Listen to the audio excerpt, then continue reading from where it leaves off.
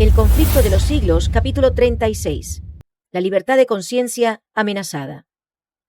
Los protestantes consideran hoy al romanismo con más favor que años atrás. En los países donde no predomina y donde los partidarios del Papa siguen una política de conciliación para ganar influjo, se nota una indiferencia creciente respecto a las doctrinas que separan a las iglesias reformadas de la jerarquía papal. Entre los protestantes está ganando terreno la opinión de que al fin y al cabo, en los puntos vitales, las divergencias no son tan grandes como se suponía, y que unas pequeñas concesiones de su parte los pondrían en mejor inteligencia con Roma. Tiempo hubo en que los protestantes estimaban altamente la libertad de conciencia adquirida a costa de tantos sacrificios. Enseñaban a sus hijos a tener en aborrecimiento al papado y sostenían que tratar de congeniar con Roma equivaldría a traicionar la causa de Dios. Pero cuán diferentes son los sentimientos expresados hoy. Los defensores del papado declaran que la Iglesia ha sido calumniada y el mundo protestante se inclina a creerlo.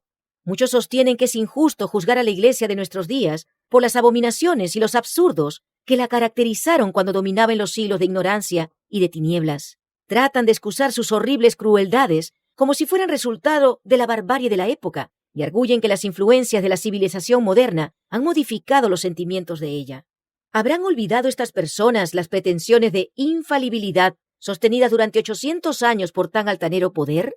Lejos de abandonar este aserto, lo ha afirmado en el siglo XIX de un modo más positivo que nunca antes. Como Roma asegura que la Iglesia nunca erró, ni errará jamás, según las Escrituras, ¿cómo podrá renunciar a los principios que amoldaron su conducta en las edades pasadas?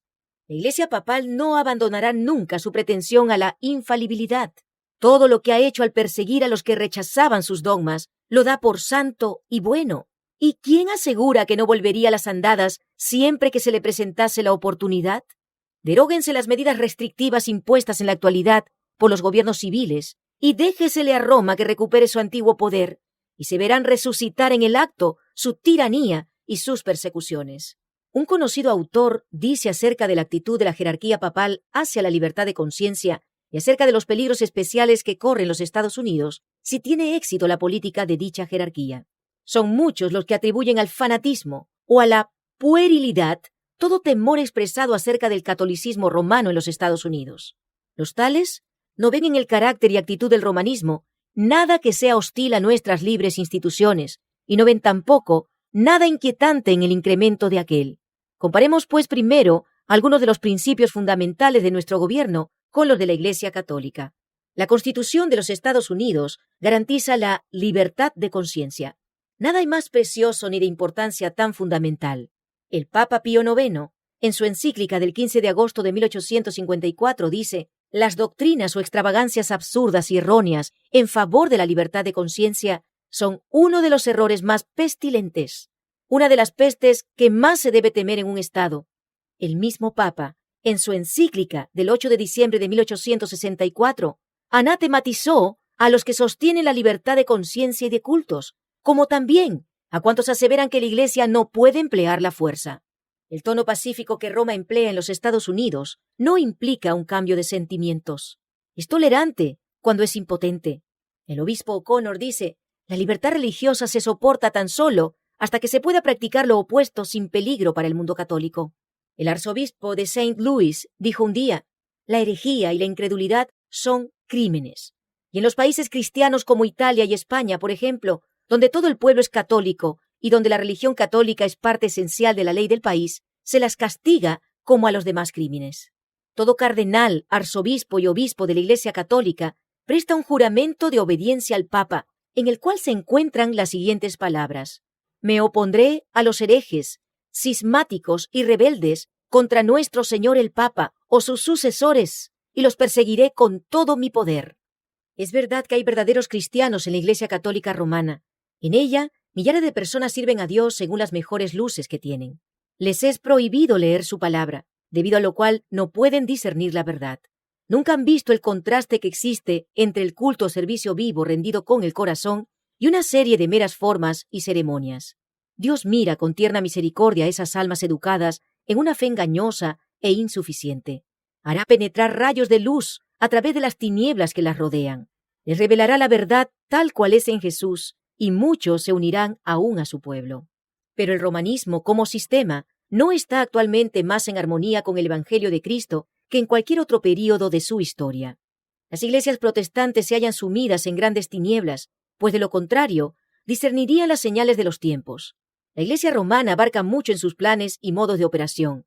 Emplea toda clase de estratagemas para extender su influencia y aumentar su poder, mientras se prepara para una lucha violenta y resuelta a fin de recuperar el gobierno del mundo, restablecer las persecuciones y deshacer todo lo que el protestantismo ha hecho.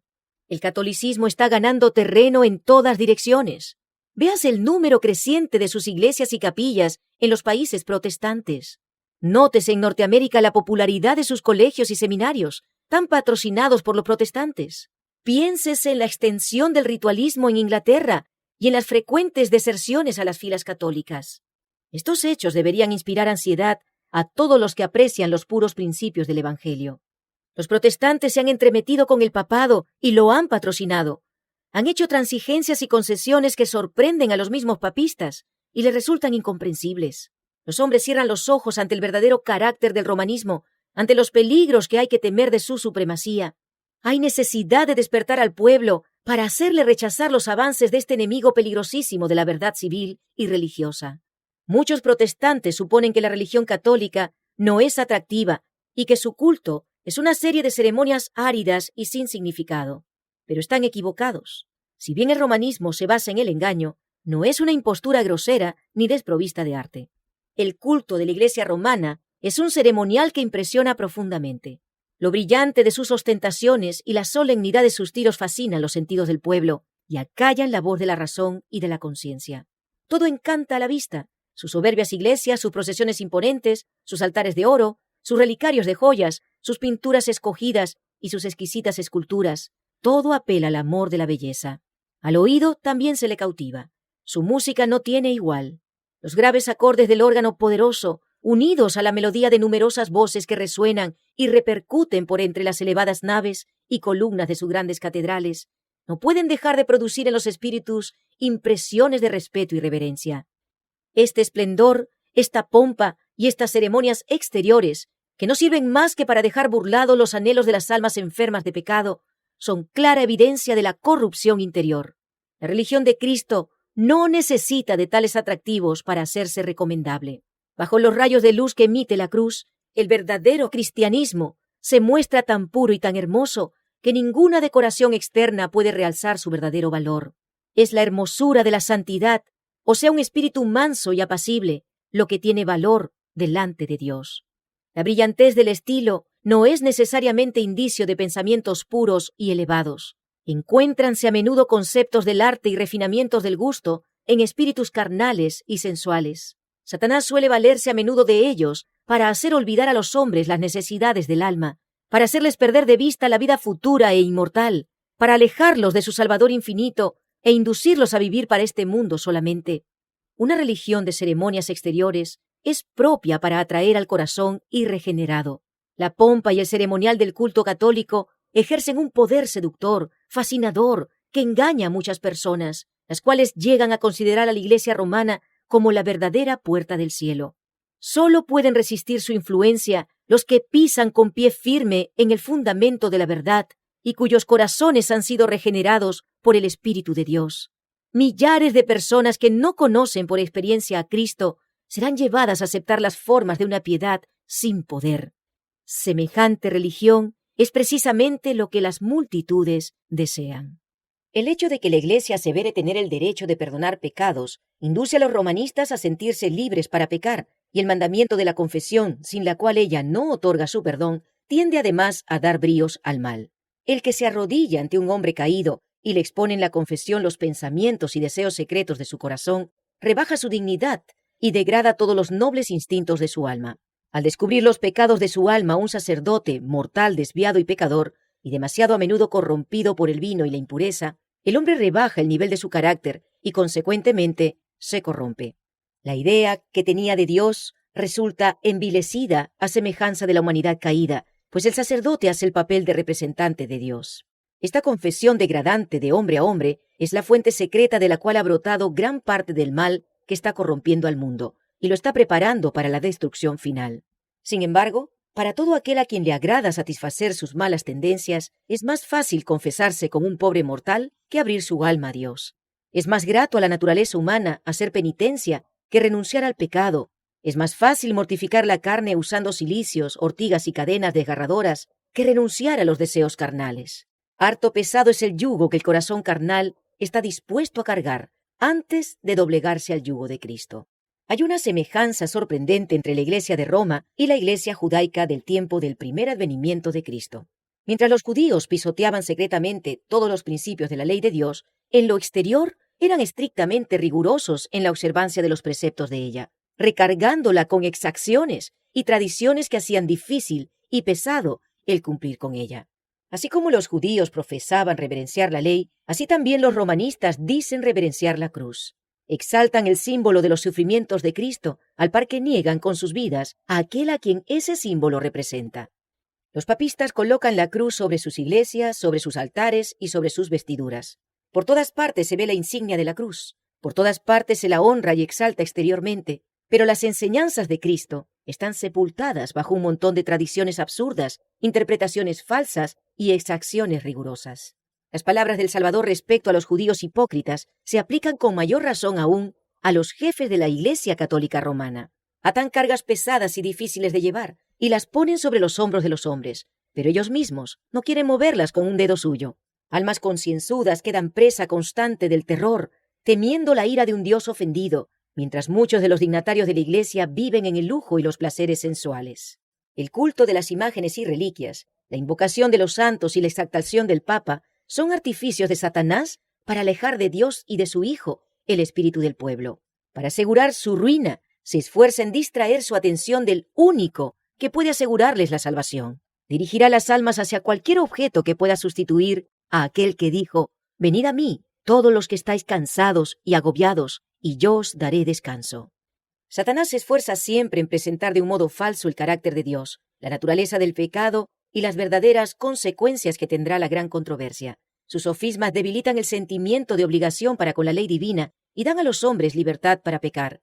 Al mismo tiempo, les hace aceptar falsas ideas acerca de Dios, de suerte que le miran con temor y odio más bien que con amor. Atribuye al Creador la crueldad inherente a su propio carácter, la incorpora en sistemas religiosos y le da expresión en diversas formas de culto. Sucede así que las inteligencias de los hombres son cegadas y Satanás se vale de ellos como de sus agentes para hacer la guerra a Dios. Debido a conceptos erróneos de los atributos de Dios, las naciones paganas fueron inducidas a creer que los sacrificios humanos eran necesarios para asegurarse el favor divino, y perpetráronse horrendas crueldades bajo las diversas formas de la idolatría.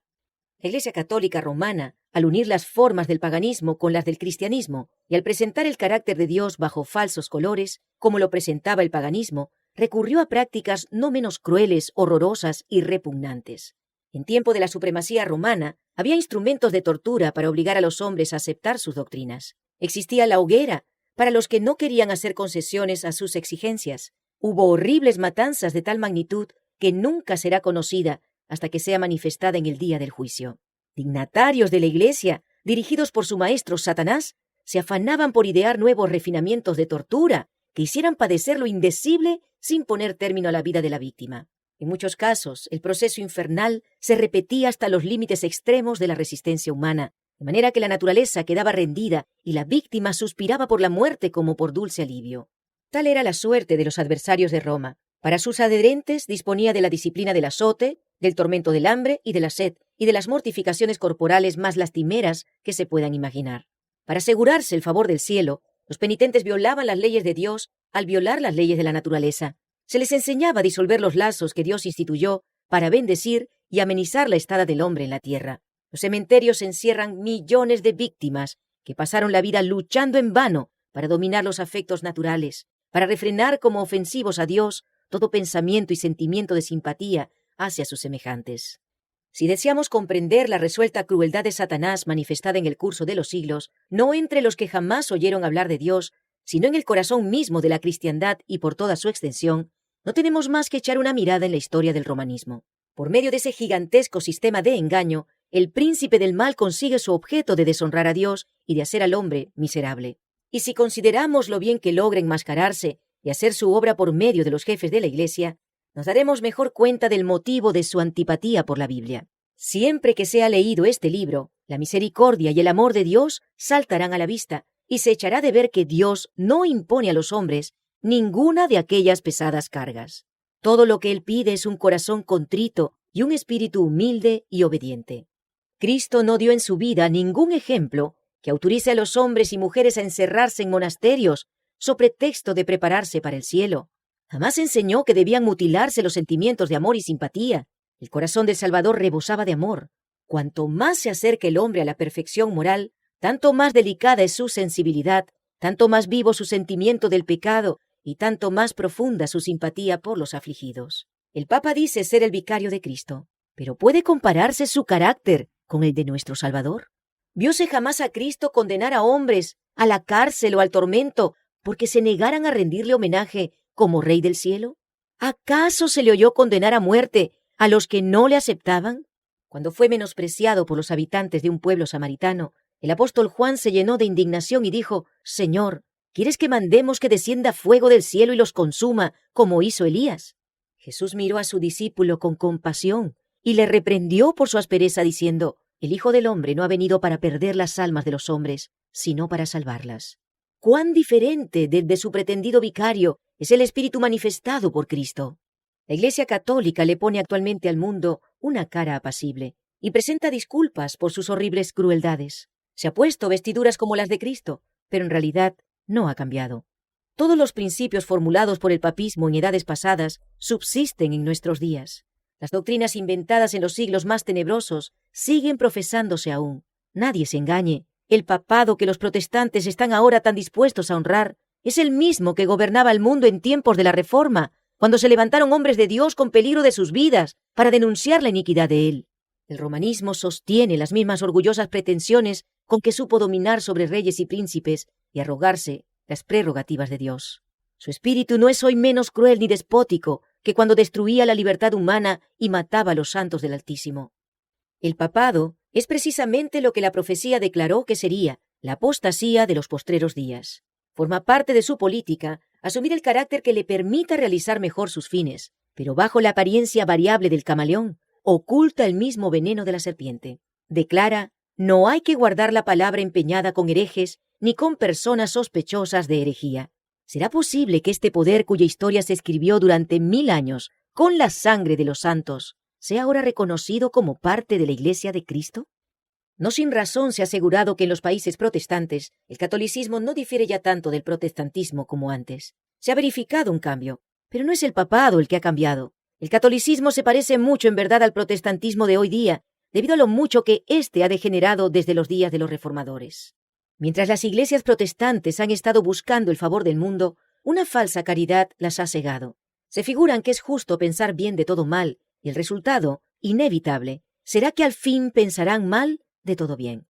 En lugar de salir en defensa de la fe que fue dada antiguamente a los santos, no parecen sino disculparse ante Roma por haberla juzgado con tan poca caridad y pedirle perdón por la estrechez de miras que manifestaron. Muchos, aun entre los que no favorecen al romanismo, se dan poca cuenta del peligro con que les amenaza el poder y la influencia de Roma. Insisten en que las tinieblas intelectuales y morales que prevalecían en la Edad Media favorecían la propagación de sus dogmas y supersticiones, junto con la opresión, y que el mayor caudal de inteligencia de los tiempos modernos, la difusión general de conocimientos y la libertad siempre mayor en materia de religión, impiden el reavivamiento de la intolerancia y de la tiranía. Se ridiculiza la misma idea de que pudiera volver un estado de cosas semejante en nuestros tiempos de luces. Es verdad que sobre esta generación brilla mucha luz intelectual, moral y religiosa.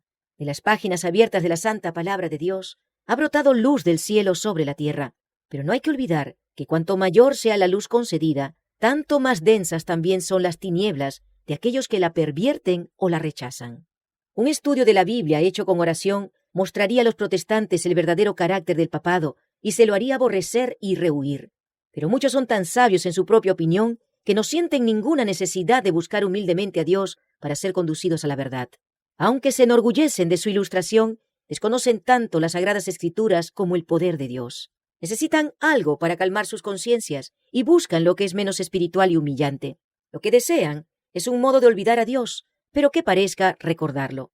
El papado responde perfectamente a las necesidades de todas esas personas. Es adecuado a dos clases de seres humanos que abarcan casi a todo el mundo: los que quisieran salvarse por sus méritos y los que quisieran salvarse en sus pecados. Tal es el secreto de su poder. Ha quedado probado cuánto favorecieron el éxito del papado los períodos de tinieblas intelectuales. También quedará demostrado que una época de grandes luces intelectuales es igualmente favorable a su triunfo. En otro tiempo, cuando los hombres no poseían la palabra de Dios ni conocían la verdad, sus ojos estaban vendados y miles cayeron en la red que no veían tendida a sus pies. En esta generación, son muchos aquellos cuyos ojos están ofuscados por el brillo de las especulaciones humanas, o sea, por la falsamente llamada ciencia. No alcanzan a ver la red y caen en ella tan fácilmente como si tuviesen los ojos vendados. Dios dispuso que las facultades intelectuales del hombre fuesen consideradas como don de su Creador y que fuesen empleadas en provecho de la verdad y de la justicia. Pero cuando se fomenta el orgullo y la ambición, y los hombres exaltan sus propias teorías por encima de la palabra de Dios, entonces la inteligencia puede causar mayor perjuicio que la ignorancia.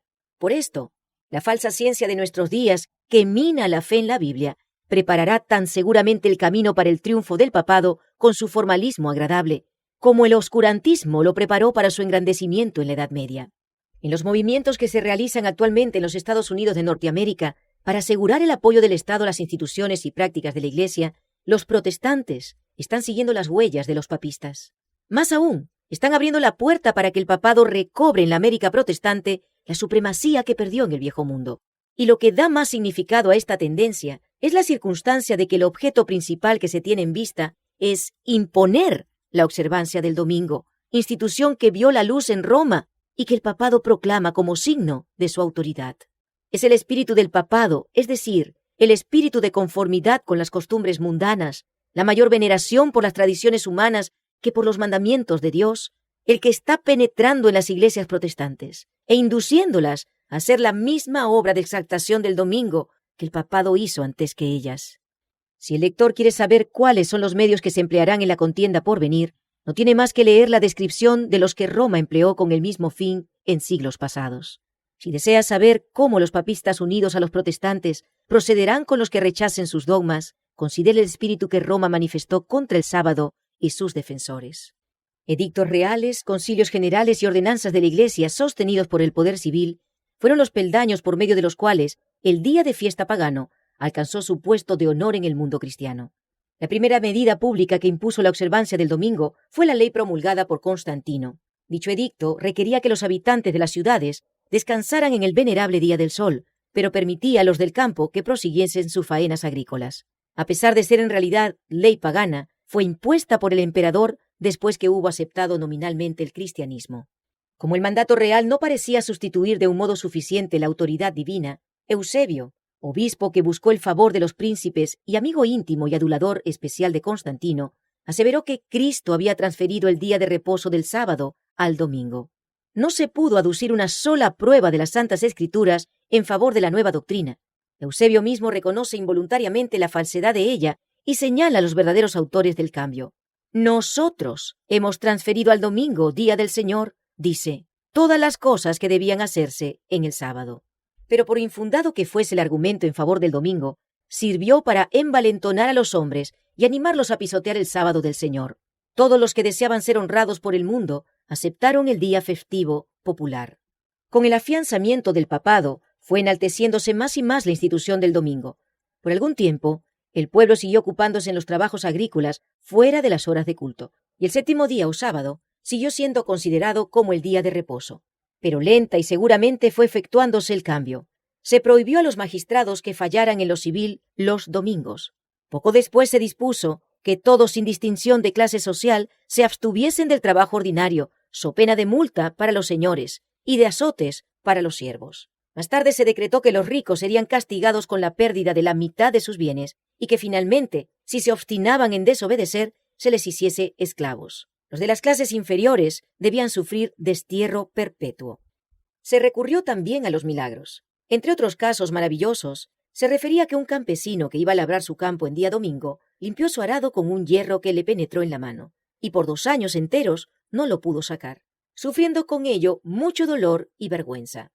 Más tarde el papado ordenó que los sacerdotes del campo amonestasen a los que violasen el domingo y los indujeran a venir a la iglesia para rezar, no fuese que atrajesen alguna gran calamidad sobre sí mismos y sobre sus vecinos.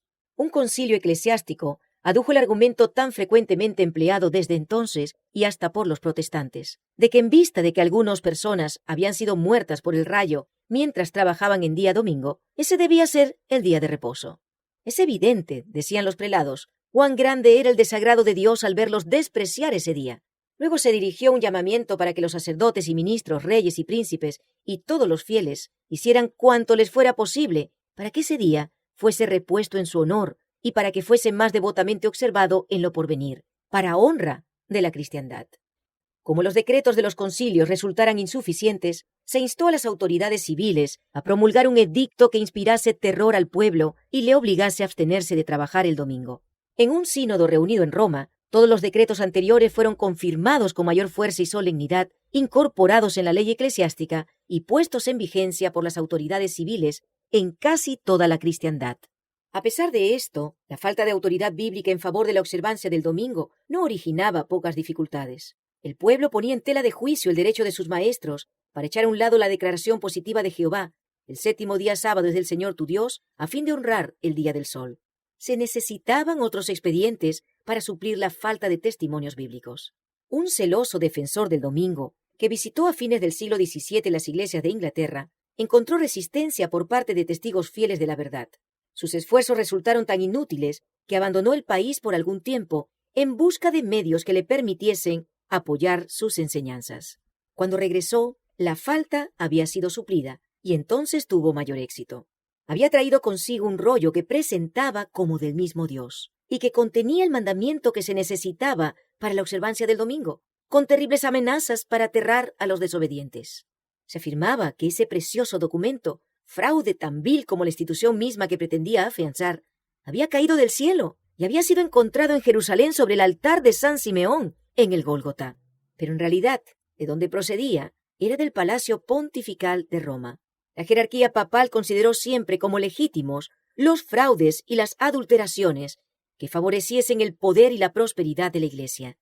El rollo prohibía trabajar desde la hora 9, o 3 de la tarde del sábado, hasta la salida del sol el lunes, y su autoridad se declaraba confirmada por muchos milagros. Se decía que personas que habían trabajado más allá de la hora señalada habían sufrido ataques de parálisis.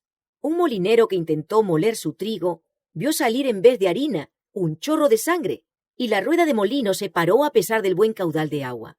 Una mujer que había puesto masa en el horno la encontró cruda al sacarla, no obstante haber estado el horno muy caliente.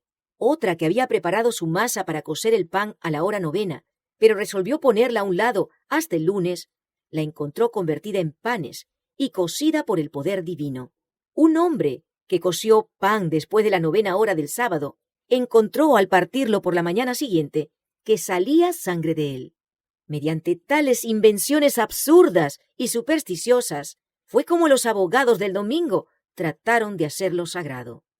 Tanto en Escocia como en Inglaterra se logró hacer respetar mejor el domingo, mezclándolo en parte con el sábado antiguo, pero variaba el tiempo que se debía guardar como sagrado.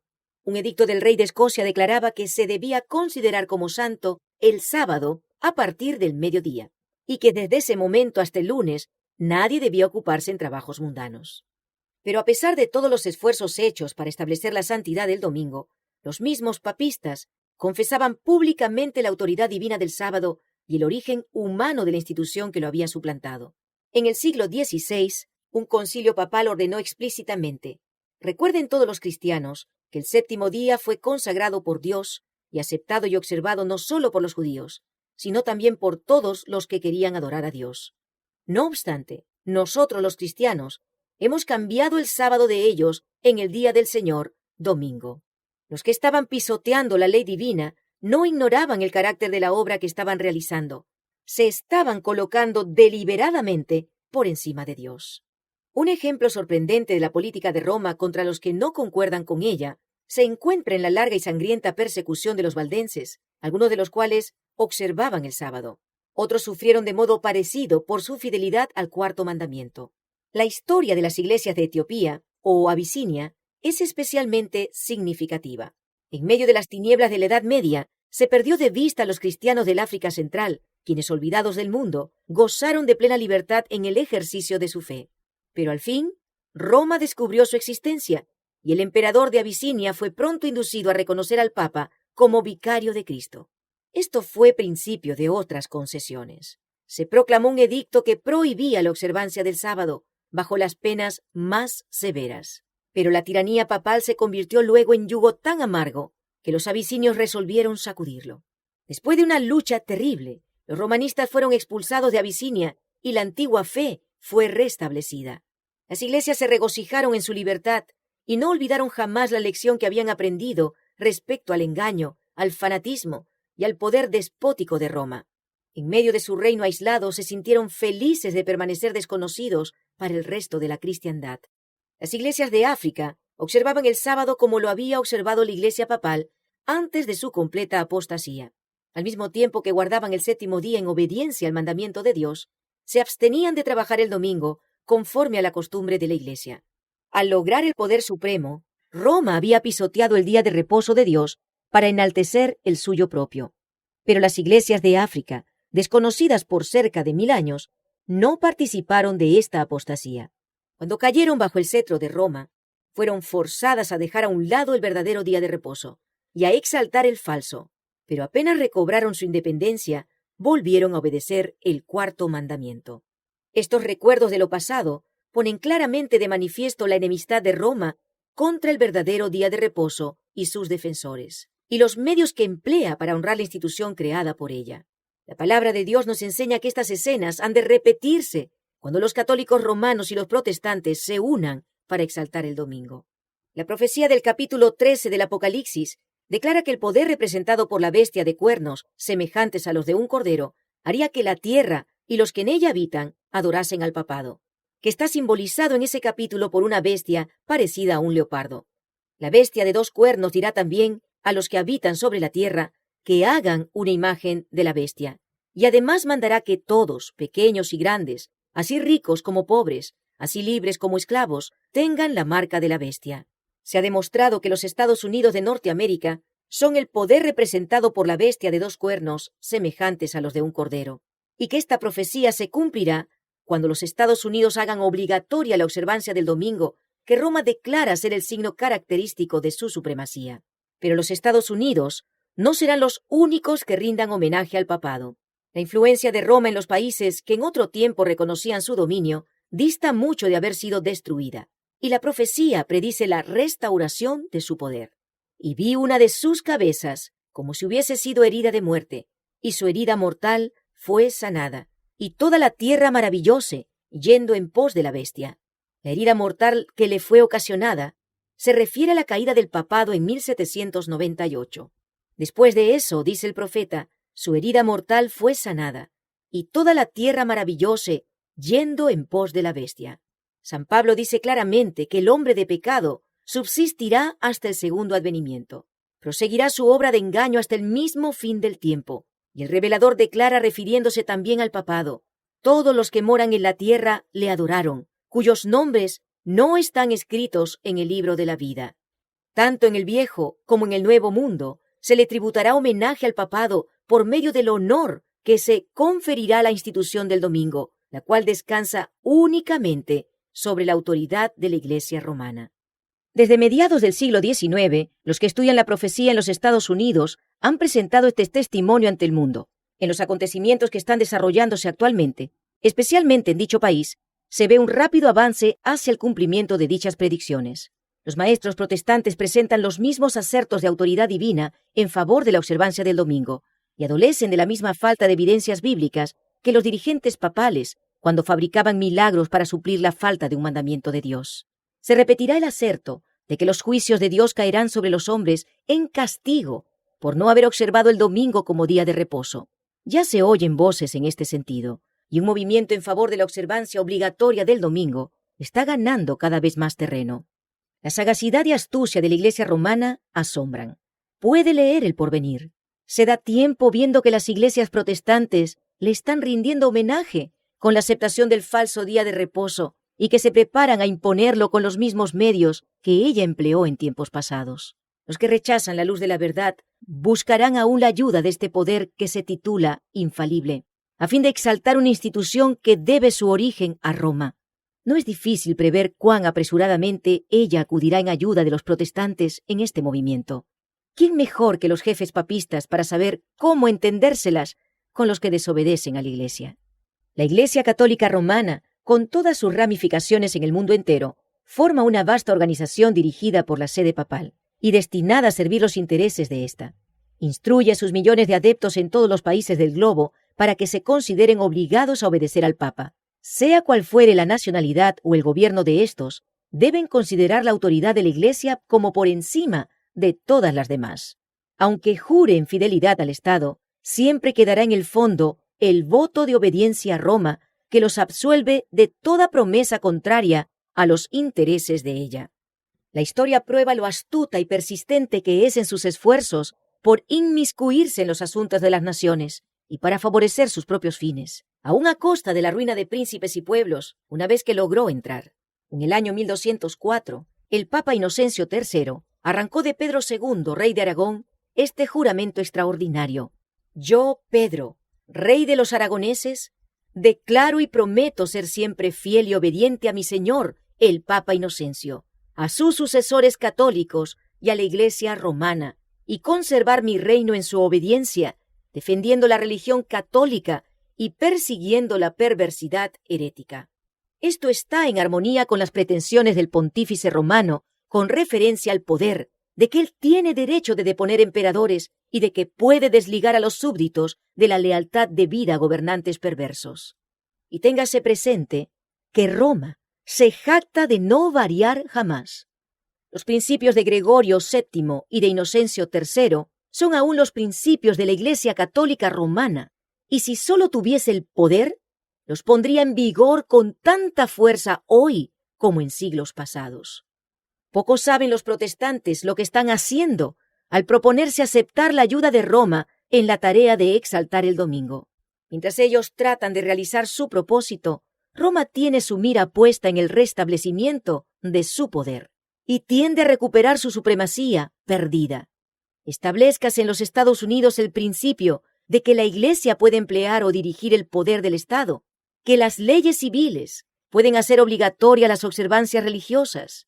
En una palabra, que la autoridad de la Iglesia con la del Estado debe dominar las conciencias, y el triunfo de Roma quedará asegurado en la gran república de la América del Norte. La palabra de Dios ha dado advertencias respecto a tan inminente peligro. Descuide estos avisos, y el mundo protestante sabrá cuáles son los verdaderos propósitos de Roma, pero ya será tarde para salir de la trampa. Roma está aumentando sigilosamente su poder.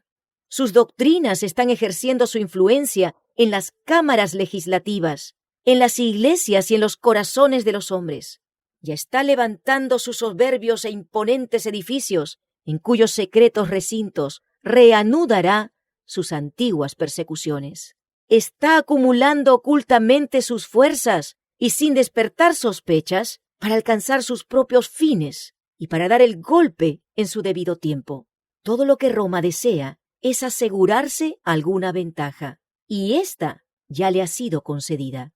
Pronto veremos y palparemos los propósitos del romanismo.